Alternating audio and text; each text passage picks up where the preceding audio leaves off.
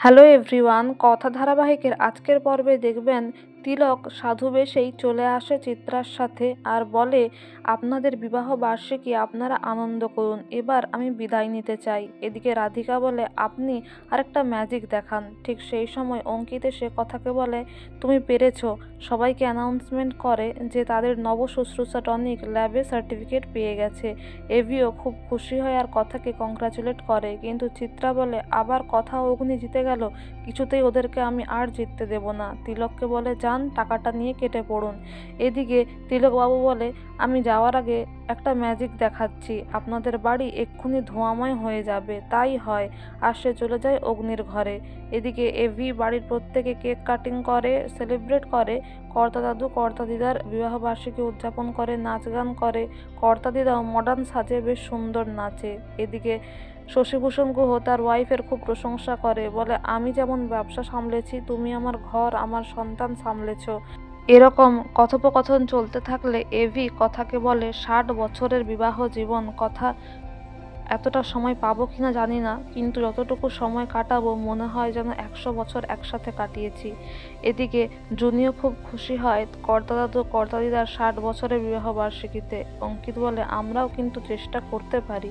এদিকে কথা এভি বাড়ির প্রত্যেকে খুব নাচ গান করতে থাকে। ঠিক সেই সময় তিলক ঘরে আসে, আলমারি ভেঙে এভির 50 লক্ষ টাকা নিয়ে চলে যায়। এদিকে প্রত্যয়ের কাছে একটা ফোন আসে আর প্রত্যয় কথাকে জানায় যে প্রান্তিকের বেল হয়ে গেছে কদিন আগে, কে করিয়েছে জানি না, খোঁজ খবর নিচ্ছি, কিন্তু প্রান্তিক বাইরে।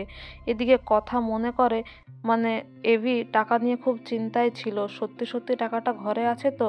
তার কারণ সে সাধুকে ঘর থেকে চলে যেতে দেখে, তাই সে ছুটতে যায় তার ঘরে খোঁজ করতে। আর সেখানে গিয়ে দেখে যে ঘরের জিনিসপত্র অগোছালো হয়ে পড়ে আছে, আলমারি খোলা, টাকাটাও নেই। তাই সে চিৎকার করে বাড়ির প্রত্যেককে ডাকে। এভি, কায়দা কানুন তারা সবাই আসে আর দেখে সুটকেস খালি। এভি তো খুব চিন্তায় পড়ে যায়, সে কি করবে বুঝতে পারে না। বলে, বাইরের এতগুলো লোককে ঘরে আনতে কে বলেছিল? আমি বারবার বলেছিলাম এতগুলো টাকা, এখন কি হবে?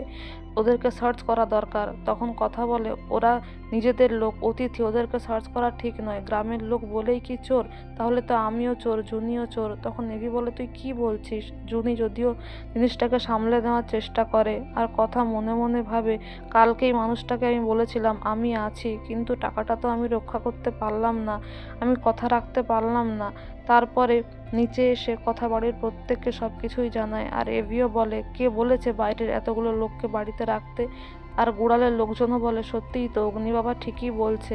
তখন শশীভূষণ গুহ বলে, না, আমার পরিবারের গুড়ালের লোককে তুমি কিচ্ছু বলবে না, ওরা কখনোই কিছু করতে পারে না। এদিকে কথা বলে, সাধু বাবাই এই ঘরে এসেছিল, আমি দেখেছি নিচে ওনাকে ঘর থেকে বেরিয়ে যেতে, আর এই দেখুন, এটা তার প্রমাণ। তারপর বলে, ওনার গায়ে আমি একটা কালো দাগও দেখেছি, ঠিক যেটা তিলকের গায়ে ছিল। তাই অঙ্কিতদা, তুমি প্রত্যয়দাকে বলো খোঁজ নিতে যে পুলিশ হাসপাতালে তিলকবাবু আছেন কিনা। আর এভিকে কথা বলে, আমি আপনাকে কথা দিচ্ছি, আপনার টাকা আমি ফিরিয়ে দেব।